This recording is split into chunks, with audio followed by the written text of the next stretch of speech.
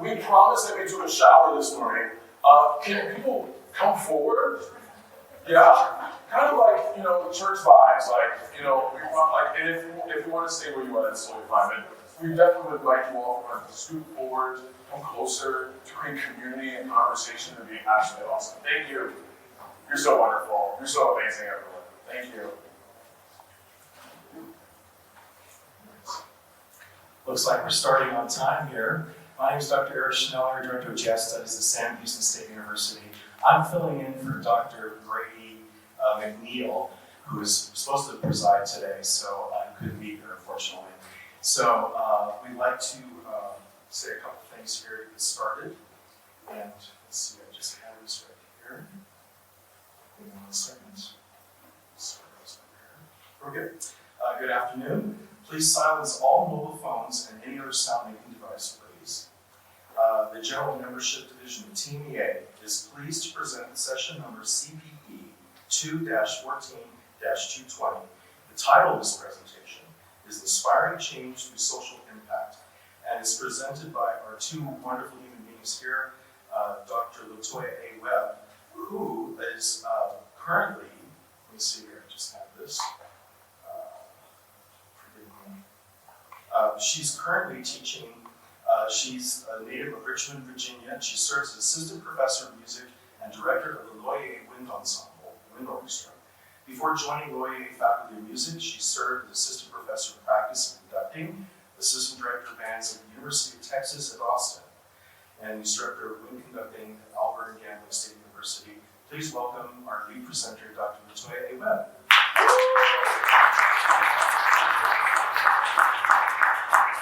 And joining her today is Dr. William Lake Jr., L. Lake Jr., is a newly appointed Director of Concert Bands at Reva and Sid Dewberry Family School of Music at George Mason University.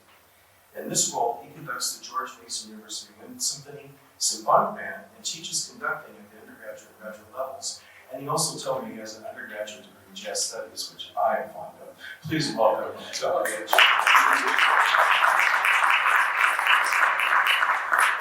Greetings, everyone. How's it going? Woo! Enjoying TMEA so far? Okay. Make sure you take a little time to rest, okay?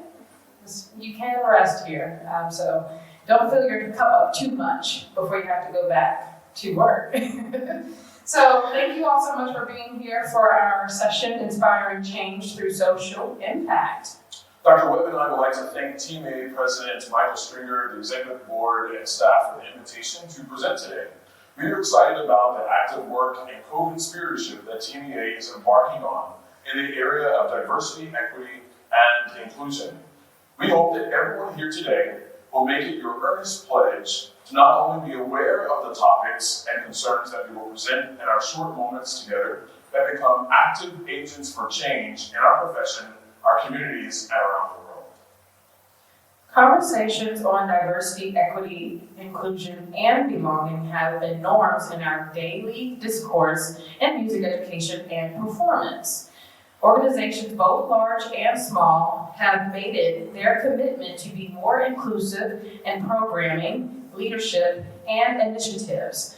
So while there is still much work to be done in these areas, we invite you, our audience today, our community here, we're going to dig a little deeper beyond the surface level engagement with your artistic communities. It's easy as a new music educator in a community to set up shop, dig your heels in the dirt, and program your own interests, passion, and perspectives. While this may resonate with some members of your school or institution, we invite you to consider that your music program is part of a larger network of interconnected and influential artistic spaces. This network is called a music ecosystem. Very few music educators realize that what we do in the classroom has the potential to connect to many larger aspects of our communities. Our arts experiences can serve as catalysts for community engagement, media, and governance. Our programs at all levels, that's kindergarten all the way through college, have the potential to connect larger creative industries, the hospitality field, inspire health, well-being, and beyond. When we view our role from this lens, we eliminate the boundaries between the art we perform on stage and the hearts that fill our concert halls and live in our classrooms. I'm gonna say that one more time. That sounded really good. When we view our role from this lens, we eliminate the boundaries between the art we perform on stage and the hearts that fill our concert halls and live in our classrooms. Taking sound diplomacy's philosophy and intersecting it with our understanding of the importance of diversity, equity, inclusion, and belonging, we are able to embrace the totality of our community and find ways to affirm the unique intersections that fuel our artistic spaces. In our session today, we will invite everyone to think critically about how we design our current programs and brainstorm how we can make stronger connections to our communities. Unlike many sessions that you will attend, we desire to actually hear your voice, to hear your perspectives, your opinions, as you dream forward for your program, for your community, for just the world in its totality. We will dream together with the help of the Americans for the Arts Animating Democracy Continuum of Impact.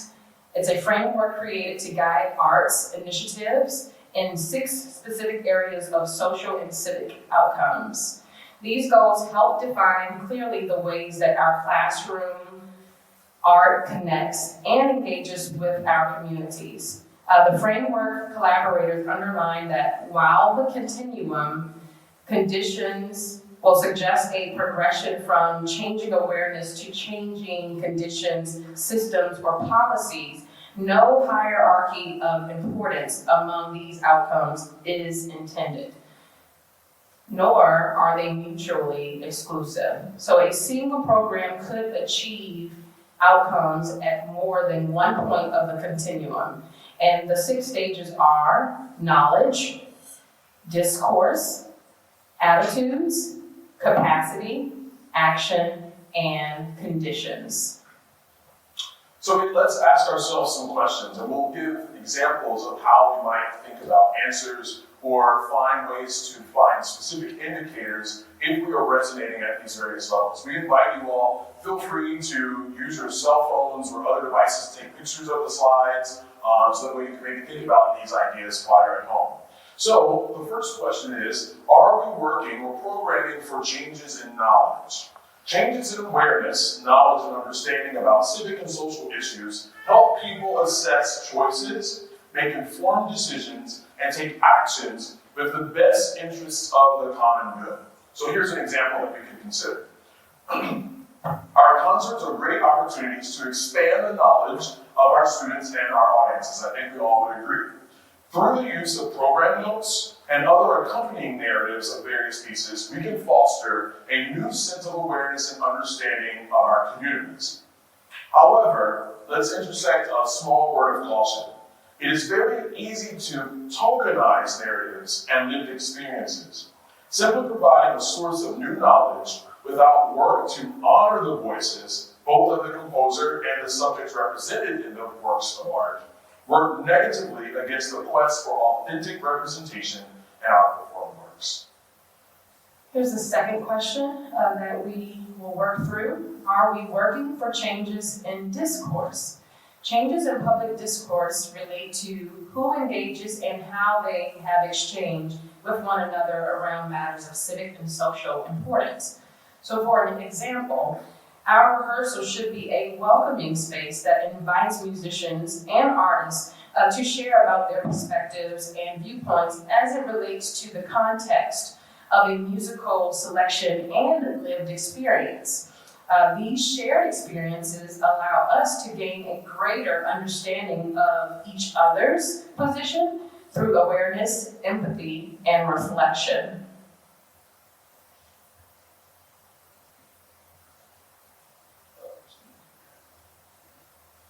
So another question that we can ask ourselves is, are we working for changes in attitudes? Changes in attitudes are able to relate the thoughts and feelings that underline people's choices and actions. So our concert spaces can inspire new perspectives. As the audience takes in the musical performance, there is a conversation that exists between the composer, the conductor, the performers, the audience, and then as those audience members leave your concert, the broader community. Our concert spaces can serve as a safe space to wrestle with isms, biases, assumptions, and ideals that we have formed both musically and socially. The ability to change and inspire the future is unique, sustainable, and very impactful as ways to engage with one's stakeholders. As we move on to the fourth question, our fourth continuum in the lineup, are we working for changes in capacity? Changes in capacity relate to the abilities and means to engage in civic life or social action. Through shared experiences, musicians and artists gain confidence and challenge norms to advocate for change by using media and collaborating with others, which then leads to more tangible and actionable change as more perspectives and voices are uplifted and expressed in that space.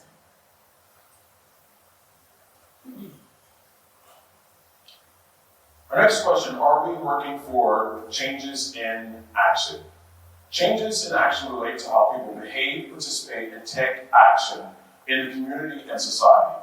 The mark of a meaningful experience is one's continued engagement, concern, excitement, in a mission or initiative.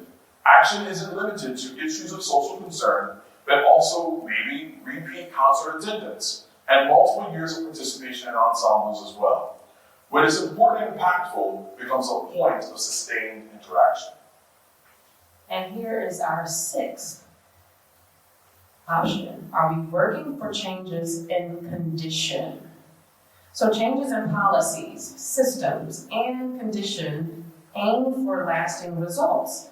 Although we may not realize it and may not tap into the power of it, music can foster systemic changes that are liberating, equitable, and lasting. Musical experiences can garner financial or social support for policy, give access to unique experiences, and empower all students to pursue leadership and agency of their own artistic experience.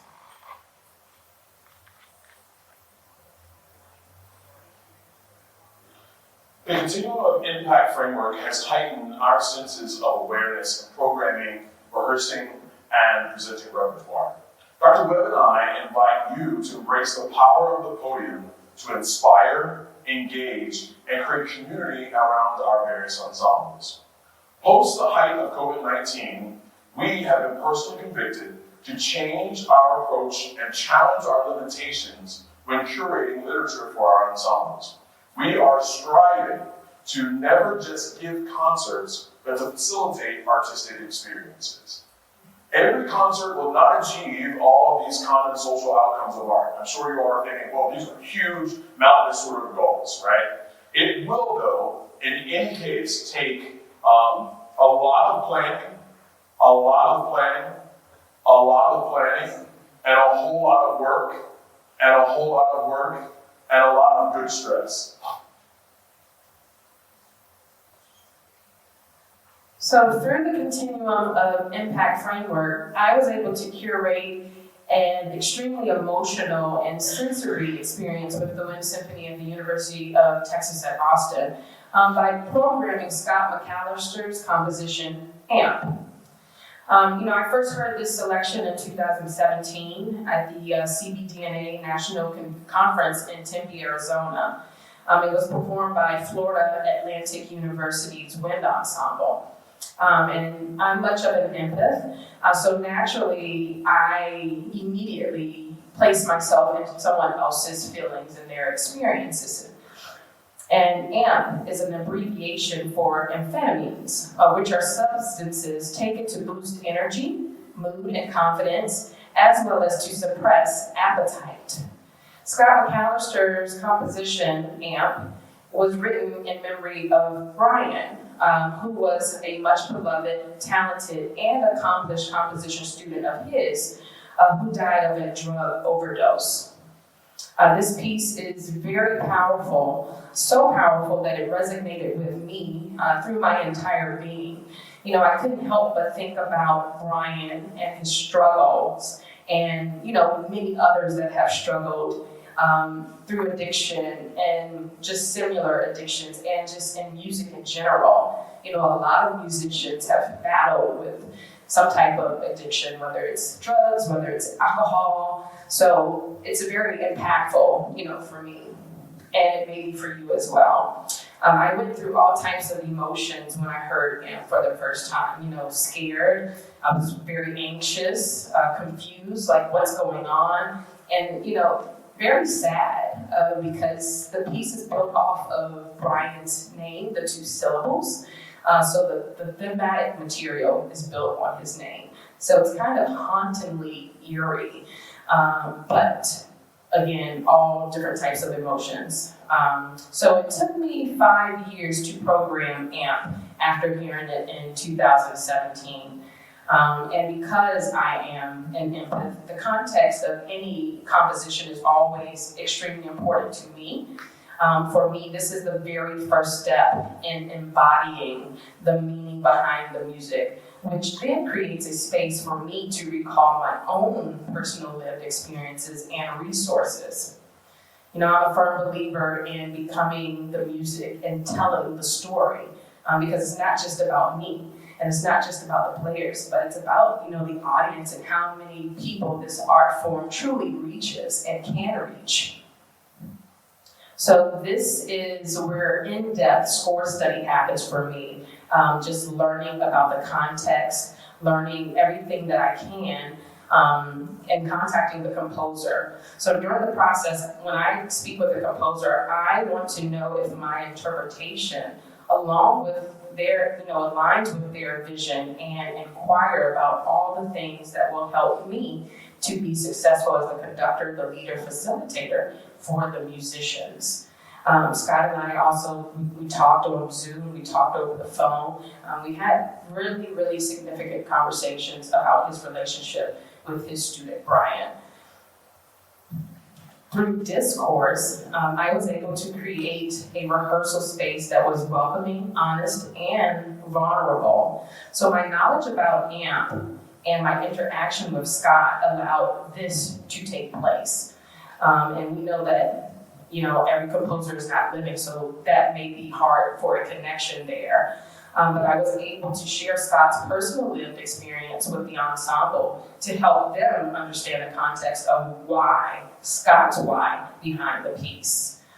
This engagement allowed for the musicians to connect with the context based on their own lived experiences, whether they had gone through a similar situation, knew someone that experienced this, or maybe watched a TV series or a movie with characters that they have pretty much invested themselves in.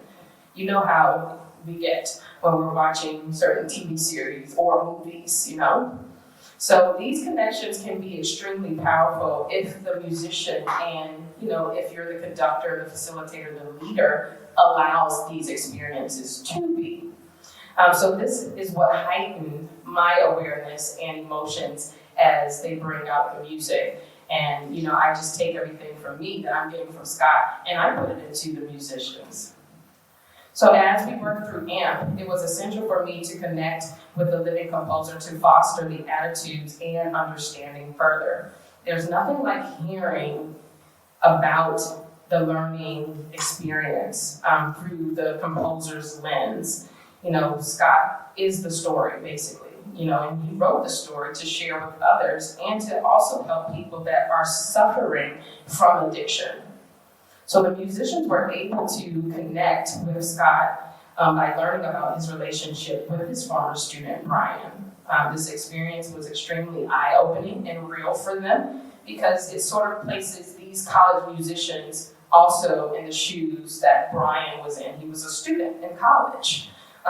You know, at Baylor University. So they were easily able to connect. So these things are really impactful, and they had the opportunity to think about Scott's pain, Scott's grief, Scott's guilt, and kind of his hopelessness of trying to help his student overcome this addiction, but knowing that he couldn't help. Throughout the process of embodying AMP, students found ways to build their capacity and focus on their struggles. They also supported their peers and loved ones. They were able to share about their personal lived experiences to better connect with the music. And some even expressed to me that they took amphetamines for ADHD. So this is also another connecting piece for a lot of them. And because many people suffer and struggle in silence, it's beneficial to form relationships to better ways of advocating for change.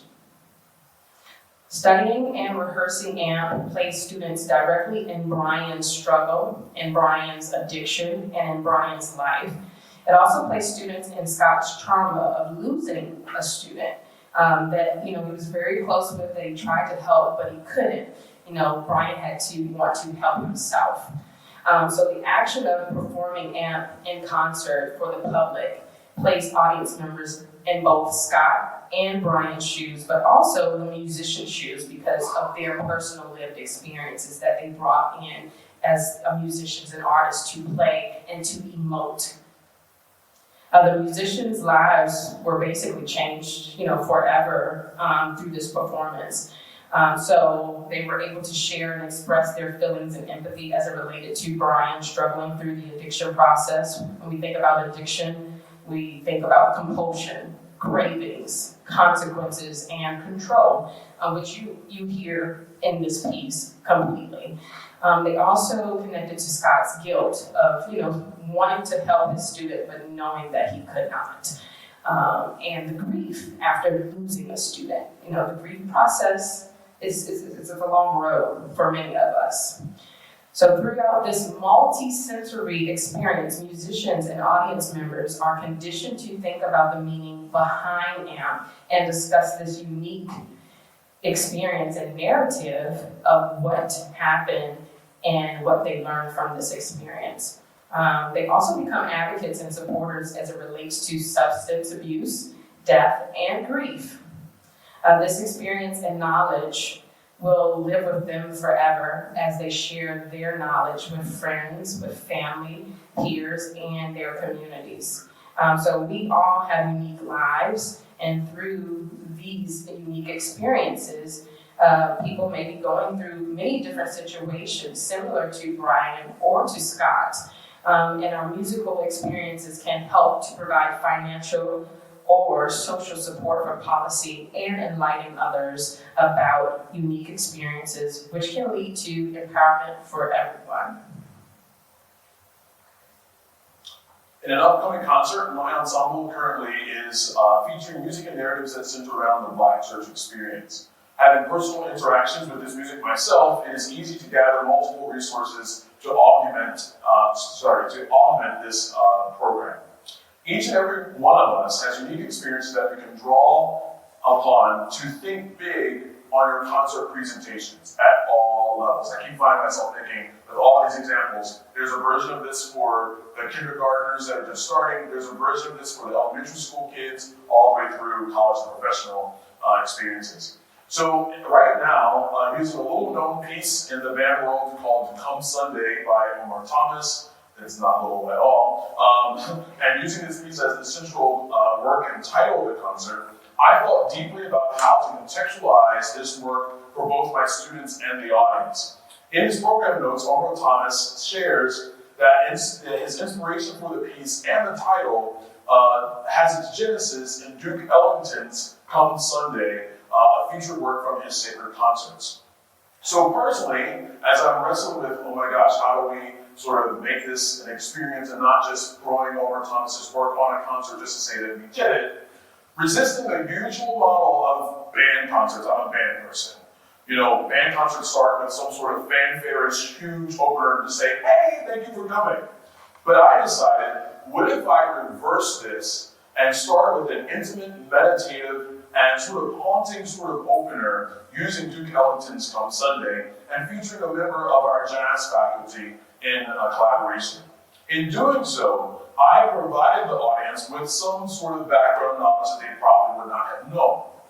To strengthen this even more, I invited two scholars of Black sacred music to participate in a pre-concert discussion about the Black church as a space of strength and struggle, solace and tension, of affirmation and identity.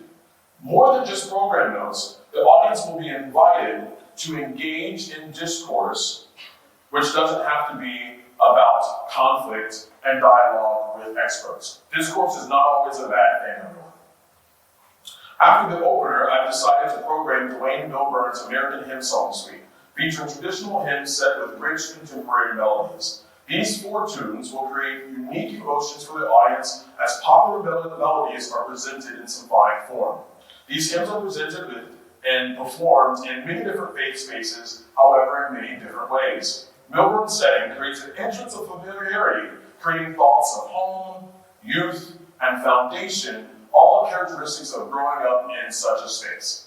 While one might not have cross-cultural faith experience, the unifying quality across these experiences are feelings of home.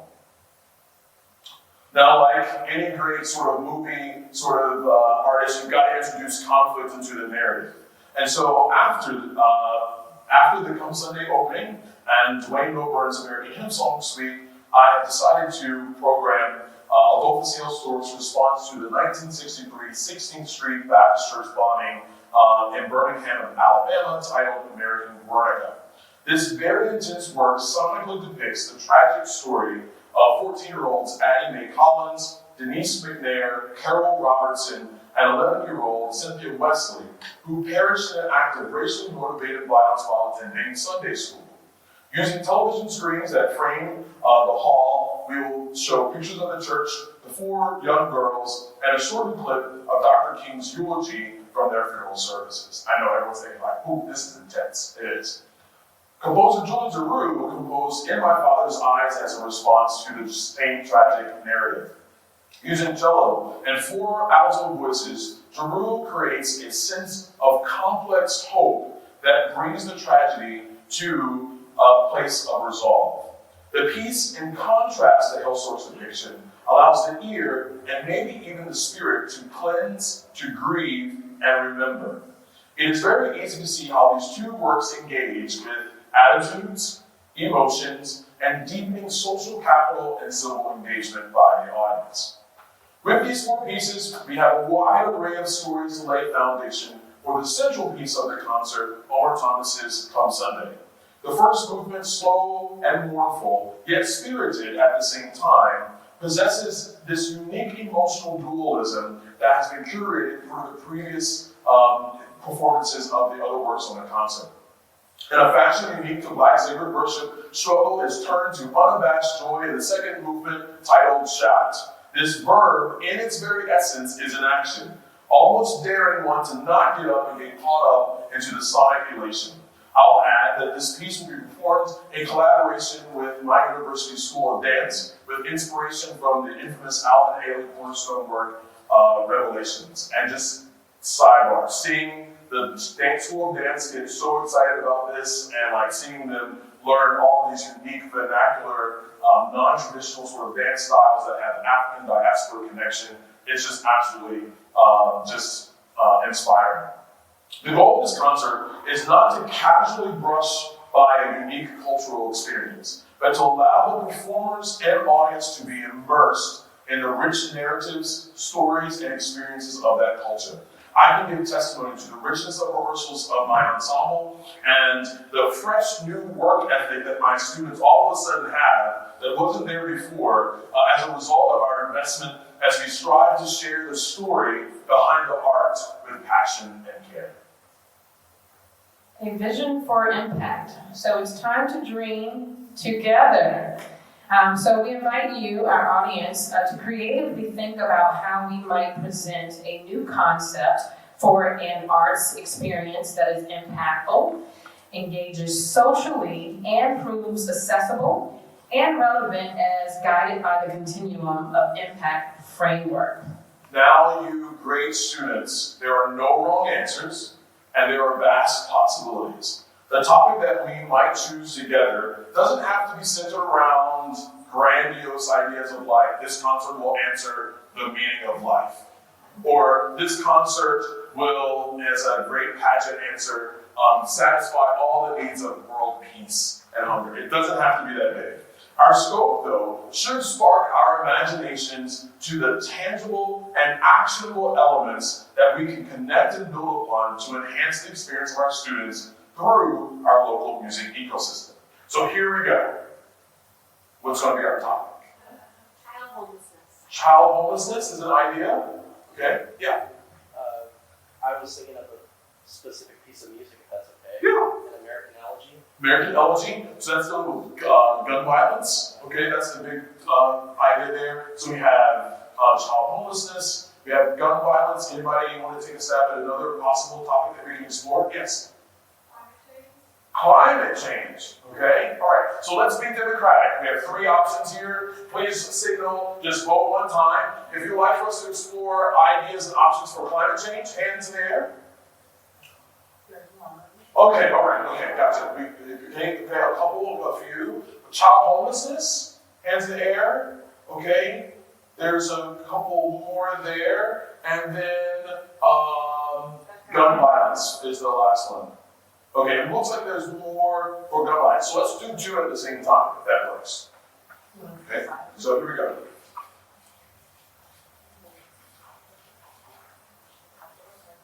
What's the other one?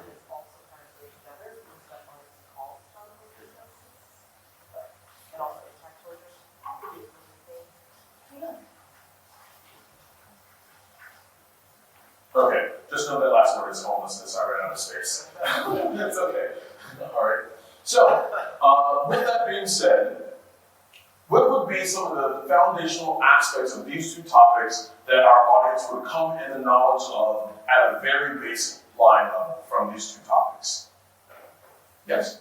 I mean, obviously, last year, the Uvalde shooting, probably affected a lot of us that are in public education in the state of Texas. So, I don't know if there's a way to tie anything related to the city of Uvalde into anything. Gotcha. So there's geographic issues and also occupational issues, especially dealing with education. Yes? Which way can you? Anyone else? Child homelessness? What does our audience already bring into the forefront, their knowledge? Yes. If their children are in demand, like that parent-child bond, already know in that field. And so having a child homeless, how does that sense of familiarity? Yes. Absolutely. So a sense of empathy. Yeah. Even if you haven't lived that experience, the fact that you have a child and being sort of invited in this space to deal with putting you in the shoes of families that have experienced that, that's going to resonate very, very strongly. I'm already thinking of one of the pieces on our concert, maybe Steve Danu's Into the Silent Land, which is a piece for band for those people that are from cross disciplines that is a response to the Sandy Hook tragedy. And actually, there's a poem within there where it's sort of like a child speaking from the beyond.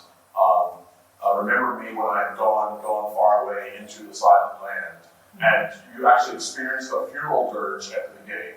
And then there's this again, this complex resolve that happens whether it's through faith, spirituality, or going through this stages of grief that I think resonate very strongly with us. So really, thank you for that. And thank you for clarifying. Anyone else? If I can just add, just knowing that these are problems is an entry space as far as knowledge, right? Because, expanding this to other themes, just realizing this is a problem. I don't know, climate change, maybe it's a problem, and just to consider it at a very open baseline level. Okay? So how can we create discourse around this particular topic? So discourse, how people communicate, dialogue, deliberation, media. I remember there was a piece called The Eyes of the World Are Upon You. Jennifer That, Powell. that dealt with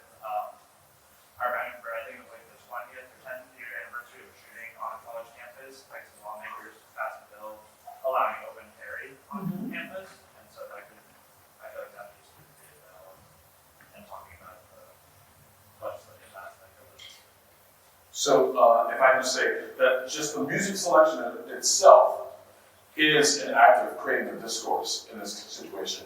And depending on when you program it, like on the anniversary of something, it adds this element of time, like here we are again, and have you done anything to rectify the problems or the issues, good or bad, even if it's a happy theme, it's like, oh, the anniversary of the 13th time of whatever that we all absolutely did this amazing thing, like great, like it's like 4th of July concert, for instance. Like, it's like, oh, yeah, happy birthday, let's celebrate, okay? But this is in a different sort of context where it's like the anniversary of something, it's like it's a year later, what has changed? So really nice, thank you for carrying that together.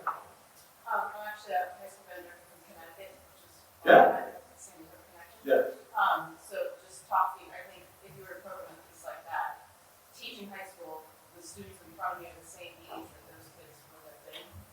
So having the students kind of make that connection to, just the past 10 years, and what the life that they've been able to experience and how those kids would have been in their shoes, have that connection after. So because this is, I can see I'm going to get out of, I'm such a big writer. So anniversaries, but then also intersections that are possible of connecting to create spaces of empathy. Yes. Yes. I was going to say, listening to interviews of people who have had that personal experience, not that we always have to engage in the dialogue, but sometimes we just have to listen to the dialogue. Yes. That was kind of more artistic. Okay, just listening. And with the fact that you have media, you have news, reports of that. Something that I've done is like literally play like the news report on the first day that COVID landed in the United States of America. And it's almost like you watch it and where you're like, oh, there's only whatever, this isn't going to be pretty bad. But then we know something that even the actual newscasters don't know about how this ends. And it can be very, very, very powerful. So thank you for sharing that. I think this is a good way to bring in maybe your guidance counselor in your school, or if you have other people like that, because when you're teaching high schoolers or middle schoolers, and you're talking about something so heavy, if you're just talking about shooting after shooting after shooting, that can be hard for those kids to be able to, okay, well, how do I find peace, or how can I make action, or how can I, not just live with a sense of dread when I'm at school and going through drills and things like that. So I think you can connect to whatever social services that you might have within your school to have them be a part of the conversation. Absolutely, and it kind of also creeps into capacity as well, because then I know what services are available for me and or someone else to deal with the trauma that we experience. And I then also become an agent of change. So thank you for adding that. And this whole idea of trauma-informed pedagogy is a huge, huge, huge thing. Because knowing, like, when it comes up in this academic space, how you handle it as opposed to like, oh, let's just wait to the guy, like sometimes you have to say something. So how to navigate those spaces that often we're not well informed. I like your doing there, but one thing I think because I've dealt with a lot of the folks that have had those kind of situations and after this, also to show them the people that came through it. And there is there is a light, and frankly, with education and what they're doing right there is part of that, because we're connected to these services, but there is a light at the end of that tunnel. And I know we just started a team, for our kids, so they didn't have anything culturally because it was such a small percentage of the school. And we're connected with league organizations and things like that right now. And we have them, basically post stuff up. And you have to do this. You can't just sit back and let things happen. And we're here for you. But there's a light. That's really powerful, and not to make light of it. As you were talking, it's like I could hear, like, oh, that's so vibrant. Like how important just realizing that you can connect with someone that like has lived through it, Right. to hopefully give that aspect of hope. It's cross-curricular discourse, obviously like American government conversation, talking about the Second Amendment, how absolute is that, what does that mean, what does that look like, how does that look different to people who live in different places, and what's the purpose, and so definitely cross-curricular there, from a government civic discourse. So I added like cross-curricular discourse, expanding the idea, history, art, art, science, bringing those things into the middle of the discussion with the art itself, I think is very, very powerful. I had a student at my school that I'm at now, when my first year in teaching, she died by suicide of gun violence. And when our students wanted to honor her, they were like, we don't want anything sad, we don't want anything that really deals with this directly. But she loved anime, so we brought in aspects of that type of music to sort of honor her. So if there are students that are in your program that have been affected, when you're talking about survivors and thinking about how are we best going to honor some of these people, if you want to bring not lightness to it, but a way to have a different type of music that isn't necessarily directly, but I don't know if that makes sense. No, it Yeah, makes sense. honoring their lived experiences and Yeah, their that's culture. much better than saying what I was saying. And space for celebration, Yeah. like in the concept that I'm putting together, like it's very easy to limit the Black experience to all trauma and like oppression. I do smile some days, okay? But that is part of my lived experience. Like Black Boy Joy is a real thing. I'm saying today is going to be a great day, and I'm going to shout across this church and be glad. And like this is my way to escape the reality of what actually also exists. And I think it's very important that when we're thinking about diversity, that we don't just present the trauma. Like that's really important. Like I think that's just a gross sort of thing, and I understand how it happens because that's more impactful. Like that's the headline of the story. But make sure that we realize with our sort of pulpit of the podium to present all aspects of the story as well. I think that's just critically important. I see the church is saying amen. Yes. Okay, I mean, and it also goes back to tokenism, which we explained earlier. So that's the trauma. Yeah. Was there one more? I think Okay. Go I ahead. was just gonna say on the action front, for my March concert, what I try to do based on the theme of the concert is have the students choose, some type of charity or someplace where we can take donations and then put that money. So if we've done one on climate change, if involve the students or in the conversation of identifying an organization that they feel strongly about, and incorporate that into asking the audience to participate. Choosing a service opportunity. Yeah, and this kind of goes also in conditions when we're thinking about the financial or the social support. So, also need to be like giving, but also in conditions to like, you take your concert from your concert hall and maybe put it into a different location that will get the audience that's most affected by that. yeah, Instead of doing it there, maybe you like top homelessness or bed balance, go to the nearest high school and put it at their location where that's where the community needs to be impacted by that story. yeah, I believe so. Concert without walls. Or that. And trademark that. So we're going to move into the fourth step. How can we create opportunities for ensembles and the audience to think and feel? And we kind of left off there with Siobhan taking, this art form, the story into the community. What else can we do? Leave your campus. Leave your campus. Said leave or leave. Well, depart into other space. Nick? So, in the previous step, we mentioned media. So maybe there's an opportunity to connect with local media in your community. Maybe there's a radio station or a local news network, or in my case, in San Marcos, the university is right there. Maybe there's an opportunity to collaborate with those folks and enhance the audience or be in a different place of broadcasting in some other kind of fashion.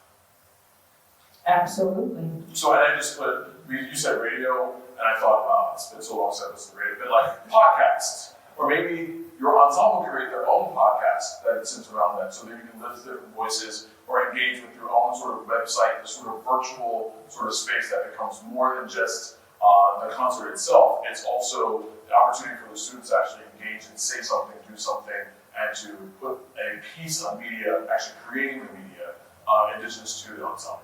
Absolutely. So we're on capacity? Yes. Depending upon what's going on in the community, might that have some play as to what you might? No, absolutely, Yeah, absolutely, I believe so. yeah. Because the more you involve the community, the more likely they will be to come and see what your people offer you. If they can have a relationship, see what you do, then they can stand off. Yes. That's very true. That's very true. I mean, and I think this is the whole thing of this engagement, which I say quite often. A lot of times when we think of, and this is, it's crazy that this is not like, we're talking diversity in so many broad aspects, whether it's this disability or culture, but the big thing is that when you engage with people, they invest and they show up. And how many concerts have we been to where, and I feel this all the time, where the art is being made at me, not with me.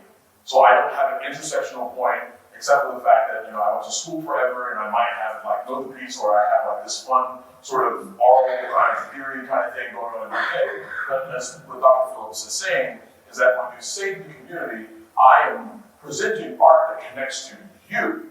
And I would really love for you to show up in this space along with us to celebrate things that you sort of, and your culture or your heritage that you connect with into this space. So For sure. I hear a commitment to community.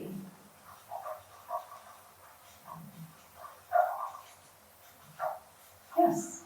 I thought about program notes, and maybe leaving the program notes on with a question, like just a rhetorical question about what do they want. That could be a way to kind of engage with the crowd, or say that they read the program, and beyond in the performance. Yes. There is a test. Yeah. That's really Good question. No, I love that. Yes. We actually did something similar to that after the shooting in El Paso. We had a couple of the students read off the program notes after a piece was written. So in a capacity of leadership, this is the question, is it leadership as in how is this program going to change in our community, or is it even leadership as bringing the person who wrote that, or a person who is a subject matter expert in that specific genre, or like let's say indigenous music, record folk, whatever, and you're doing something about that, doing that leadership, also have awareness of that community there. I believe both work. We don't want to put ourselves in a box. So, if we have individuals that are experts to come in and speak about a topic, great. And if we also have students who step into a leadership role, like you said, you had students to read program notes. That's a big piece of that entire experience for them as well, to feel this sense of ownership or this sense of, I'm doing something for the greater good. And that might mean we have to surrender the podium a little bit and surrender the space and time that the podium takes up in the experience as well, which absolutely freaks me out as well. As like that's, we don't have, the most enlightenable conversation I would have with myself is we don't have time for that. And then how can we not, if this is going to be what's going to be the lasting aspect of it. And I love this idea of leadership, but also the idea that someone within the ensemble could then go out and take leadership of what they've learned in this experience, whether curating their own artistic experience. That doesn't happen often enough. I think that our entire profession is seeing that our numbers in music education are going down. And I think that part of it is how relevant the art that we're making is to the lived experience of the people who actually accommodate the space in those ensembles. And so this is a way for us to sort of begin to think differently about that. I hate downtime at concerts, like when the percussion's moving, like I hate it. I hate silence, it makes me crazy. So like I like filling that space with, if you're thinking about this, could you fill that space with inviting your theater classes to have some students and do a poem in between, so like your pre-concert talk actually happens sort of throughout the concert itself. Do you do a monologue, or do you do a special moment that, where you're connecting the topic itself to the other students in your school, or having a lobby filled with artwork that was created by our art classes in collaboration.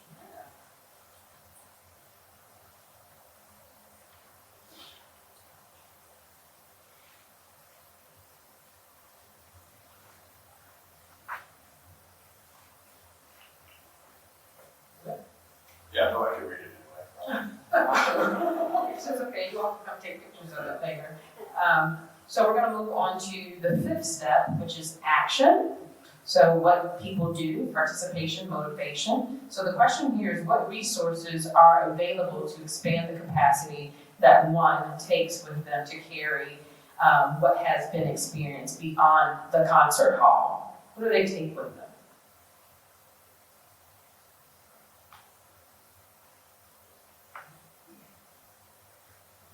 This might be a little simplistic considering we talked about donation within the group earlier, but bringing that donation to the concert hall, allowing opportunity for the audience after they've engaged to donate. Yes. Great. Yes. Saving resources with information and program notes and announcing that like whenever you're talking about the pieces, so that way encouraging them to learn on their own, not just like do the concert and then stop thinking about it. Encouraging them to take action.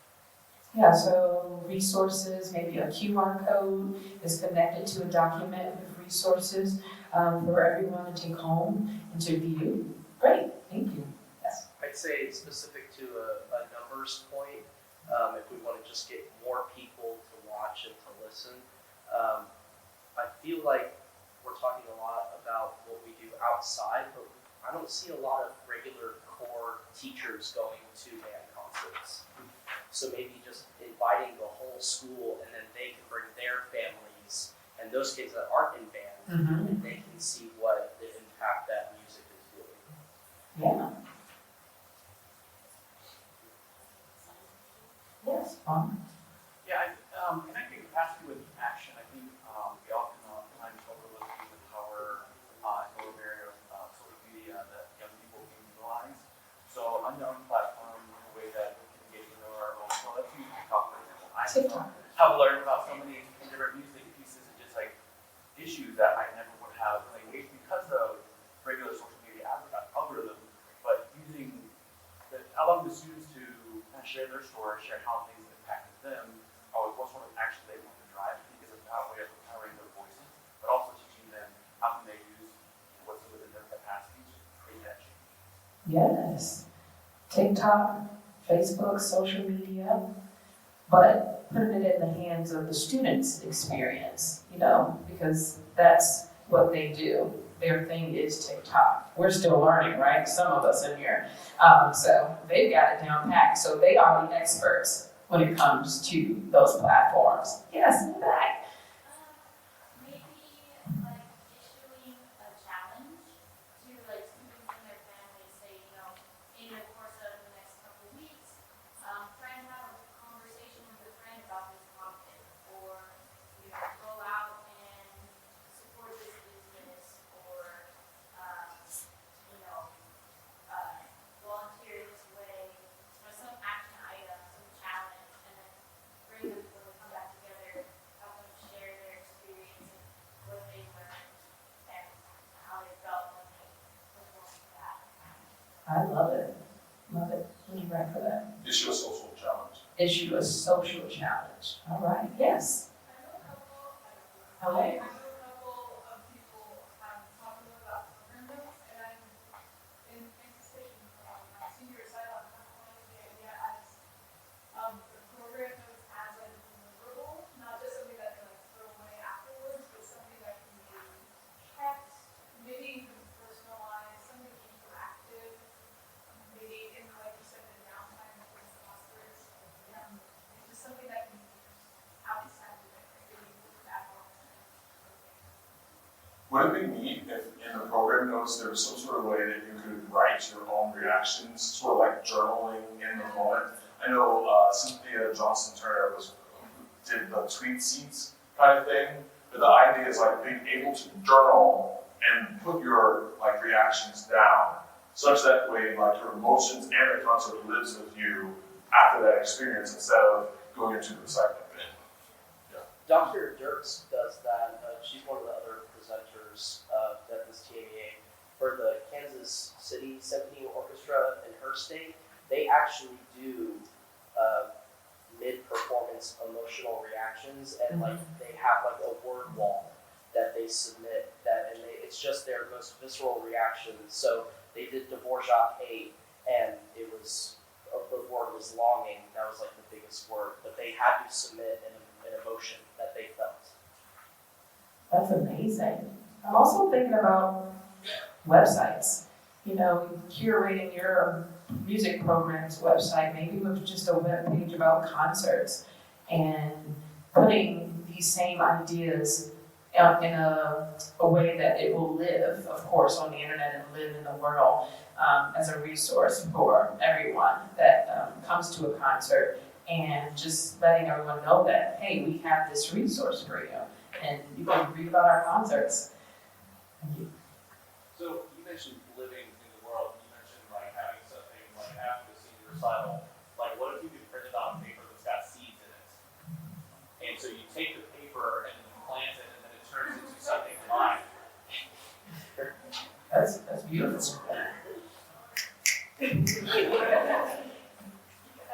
mentioned Black Boy Joy, and that's in my head, but I think it was participation, and how did you join in on that joy that the music is giving during the concert? So, like the awkward moment of like nobody clapping after a soloist, like encourages that type, like we're here to celebrate life and joy, and so how do you take that as part of your concert too? Or like, let's stand up, let's advance in the aisles, you know, don't be disrupted, but like, you know, Yeah, clap after the first movement of a piece, if it makes you excited. actually expressing that instead of suppressing it. Audience participation and acceptance. Okay, and we're going to work through our sixth continuum of impact, which is conditions. So change that is lasting.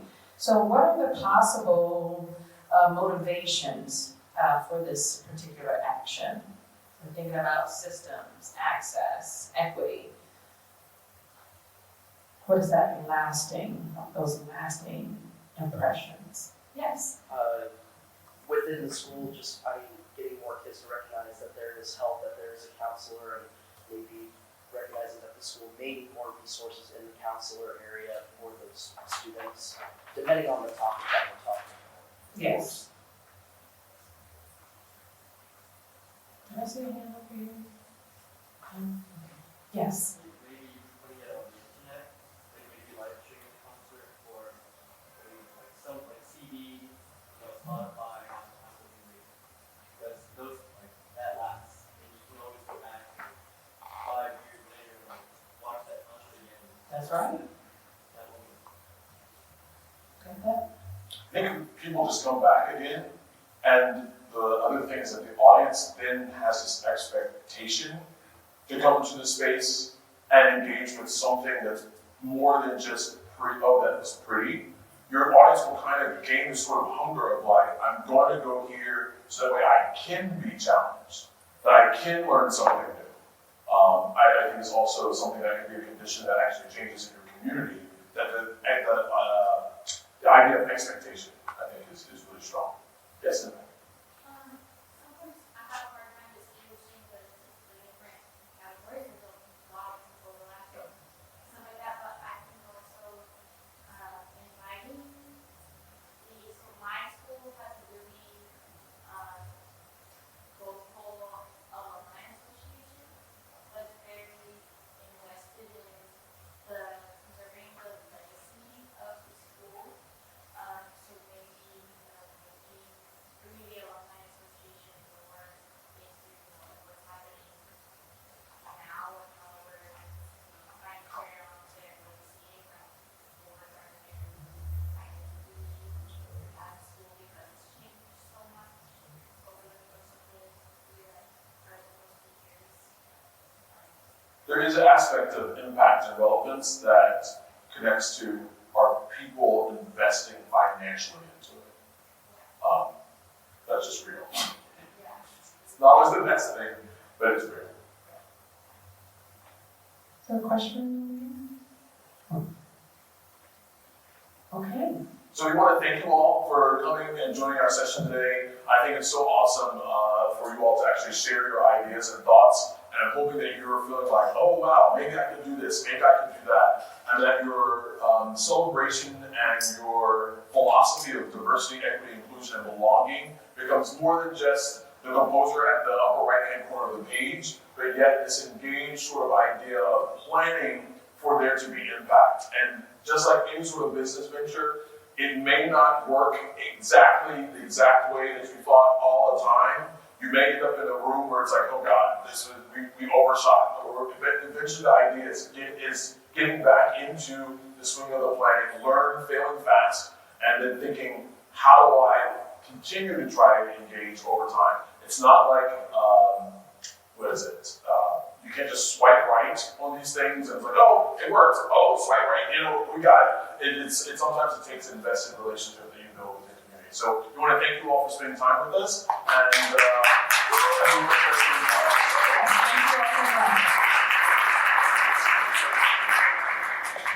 Again, on behalf of the TMA, please, thanks very much to Dr. Webb and Dr.